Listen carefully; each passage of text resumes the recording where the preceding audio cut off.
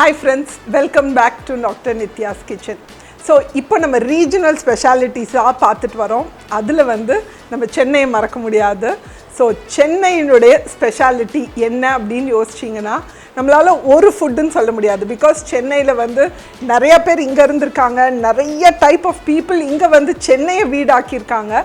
So சென்னையுடைய food அப்படின்றது இந்த மாதிரி பல கம்யூனிட்டிஸுடைய ஒரு மருவிய ஃபுட்டாக தான் இருக்குது. என்ன எப்படி இருந்தாலும் சென்னை அப்படின்னு உடனே எல்லாருக்குமே ஞாபகம் வர்றது வடகறி.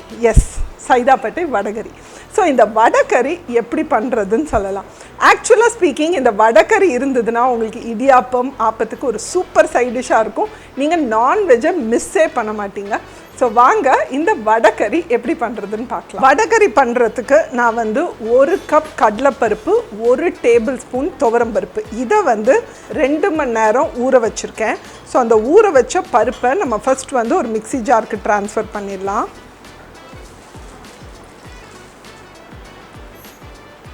மாதிரி பதத்தில் தான் நம்ம அரைக்கணும். தண்ணி ஊற்றக்கூடாது, ரொம்ப ஃபைன் பேஸ்ட்டாக இருக்கக்கூடாது, இந்த மாதிரி கொரகொரன்னு இருக்கணும்.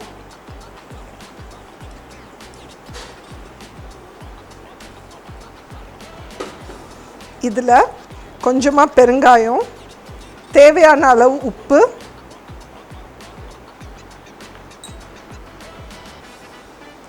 பொடியாக வெட்டின வெங்காயம், கருவேப்பிலை. ஸோ இதெல்லாம் போட்டு நல்லா மிக்ஸ் ஆகிற மாதிரி நம்ம மிக்ஸ் பண்ணிக்கலாம். ஆல்மோஸ்ட் நம்ம மசால் வடைக்கு பண்ணுற டெக்ஸ்சர் தான்.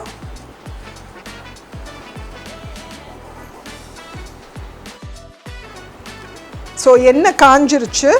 இதை சின்ன சின்ன பீஸாக நம்ம போட்டு பொரிச்சு எடுக்க போகிறோம்.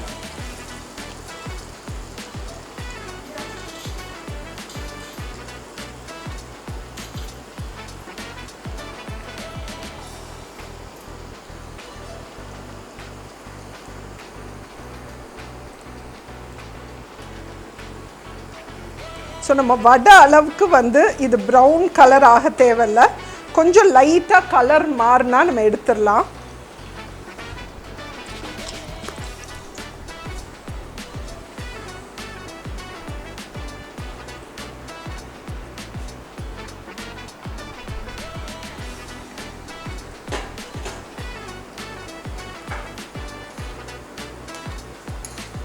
ரொம்ப ப்ரௌன் ஆக வேண்டாம், இந்த மாதிரி கலர் மாறுறப்போ எடுத்துடலாம்.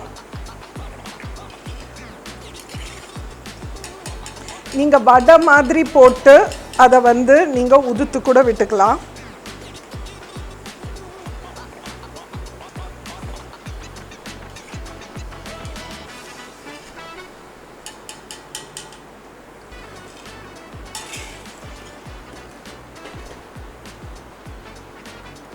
பேனை ஹீட் பண்ணிக்கோங்க. அதில் 2 டேபிள் ஸ்பூன் ஆயில் சூடு பண்ணிடலாம். ஸோ ஆயில் சூடான உடனே ஒரு 1/4 டீஸ்பூன் சோம்பு, ஒரு பட்டை, 2 கிராம்பு, 2 ஏலக்காய் நல்லா வாசனை கொடுக்கறதுக்கு அதை எண்ணெயில் போட்டுருங்க.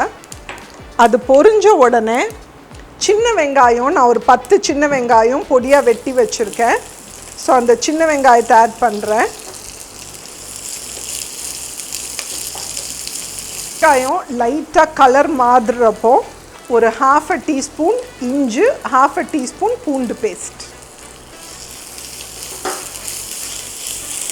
இஞ்சி பூண்டு வதங்குற அந்த ஸ்மெல் வர்றப்போ 1 டீஸ்பூன் கொத்தமல்லி, 1 டீஸ்பூன் புதினா.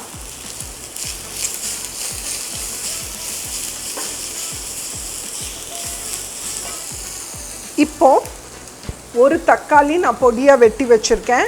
இந்த தக்காளியை நம்ம இதில் ஆட் பண்ணலாம்.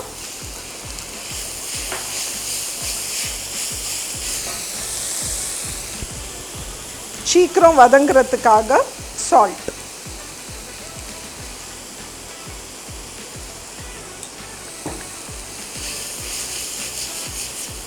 வதங்கும் போதே நம்ம மசாலா தூள் போட்டுடலாம். ஸோ நான் போட போகிறது ஒரு 1/4 டீஸ்பூன் மஞ்சத்தூள், ஒரு அரை டீஸ்பூன் தனியாத்தூள் ப்ளஸ் ஒரு அரை டீஸ்பூன் சில்லி பவுடர். உங்களுக்கு காரம் ஜாஸ்தி வேணும்னா நீங்கள் கொஞ்சம் சில்லி பவுடர் ஆட் பண்ணிக்கலாம். நம்ம ஆக்சுவலாக வந்து அந்த மசாலாலையும் வந்து 2 காஞ்ச மிளகா போட்டிருக்கோம். ஸோ உங்கள் காரத்துக்கு ஏற்ற மாதிரி நீங்கள் ரெடி பண்ணிக்கோங்க. இது பேசிக்காக வந்து ஒரு டிஃபன் டிஷ்ன்றதுனால ரொம்ப ஸ்பைஸியாக இருந்தால் நல்லா இருக்காது. ஸோ இந்த தக்காளி இந்த வெங்காயம் நல்லா வதங்கி சேரட்டும். அதுக்குள்ளே இந்த டிஷ்ஷுக்கு தேவையான தேங்காய் பால் எடுக்கலாம். பட் தேங்காய் பால் எடுக்கும்போது என்னென்னா, நான் வந்து இங்கே ஒரு 3/4 கப் தேங்காய் வச்சுருக்கேன். அதாவது ஒரு பெரிய தேங்காயில் அரை மூடியில் பாதி தான் எடுத்திருக்கேன்.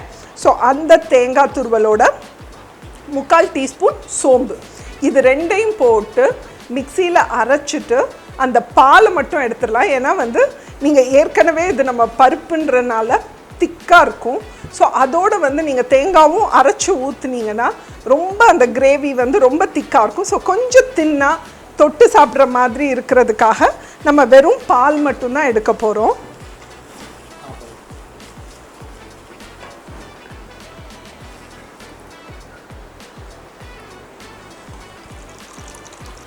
ஸோ நல்லா ஒரு கப் தண்ணி ஊற்றிக்கோங்க.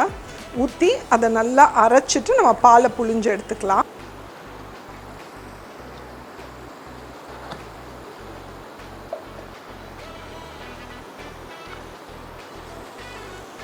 ஸோ இந்த தேங்காய் பால் அரைச்சதை வந்து நம்ம நல்லா வடிகட்டி, ஸோ உங்களுக்கு வந்து சோம்பு ஃப்ளேவரும் வந்துடும், அதே டைம் தேங்காய் பாலும் வரும்.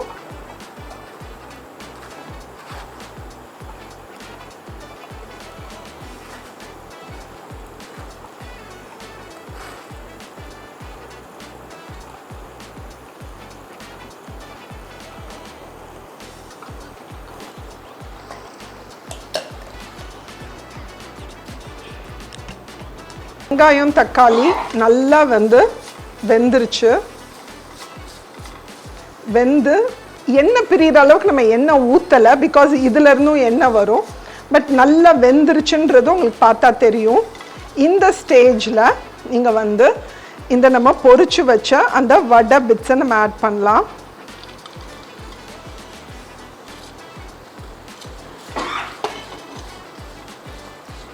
ப்ளஸ் நம்ம அரைச்ச அந்த தேங்காய் பால்.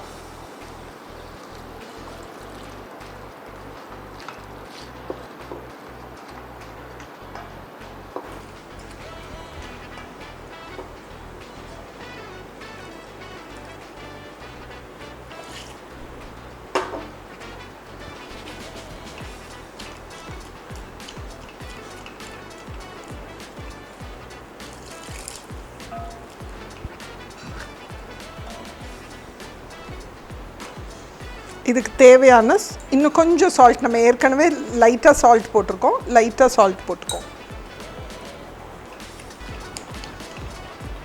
இப்போ அதை நல்லா கவர் பண்ணி ஒரு 10 மினிட்ஸ் நம்ம வேக விட போகிறோம். ஒரு 10 to 12 மினிட்ஸ் வடைக்கறி வந்து கொதிச்சுட்டு இருந்திருக்கு பாருங்கள். நல்லா வந்து ஒரு நல்ல மாஸாக வந்து நம்மளுக்கு ரெடி ஆயிடுச்சு. ஸோ இந்த ஸ்டேஜில் நீங்கள் வந்து இதை ஸ்விட்ச் ஆஃப் பண்ணிடலாம். கறி பாருங்கள் சூப்பராக ரெடி ஆகிடுச்சு. டேஸ்ட் பார்த்துடலாம்.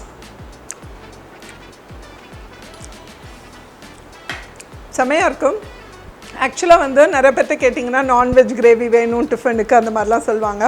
பட் நீங்கள் ஒரு நாள் வடைக்கறி செஞ்சு பாருங்கள், கண்டிப்பாக வந்து நீங்கள் நான்வெஜ்ஜை மிஸ்ஸும் பண்ண மாட்டீங்க. ப்ரோட்டீனும் ரொம்பவே ஹை. இது வந்து இட்லியோட நல்லாயிருக்கும், தோசையோட நல்லாயிருக்கும், செட் தோசை மாதிரி அந்த கொஞ்சம் திக்காக போடுற தோசையோட சூப்பராக இருக்கும். ஆப்பம் இடியாப்பம் எல்லாத்தோடையும் ஒரு பர்ஃபெக்ட் காம்பினேஷனாக இருக்கும். கண்டிப்பாக செஞ்சு பாருங்கள். செஞ்சு பார்த்துட்டு உங்களுக்கு இந்த ரெசிபி பிடிச்சிருந்ததுன்னா உங்கள் ஃப்ரெண்ட்ஸ் அண்ட் ரிலேட்டிவ்ஸோட ஷேர் பண்ணுங்கள், லைக் பண்ணுங்கள், கமெண்ட் பண்ணுங்கள். இதே மாதிரி இன்னொரு ஸ்பெஷல் ரெசிபியோட கூடிய சீக்கிரம் நான் சந்திக்கிறேன். பாய்.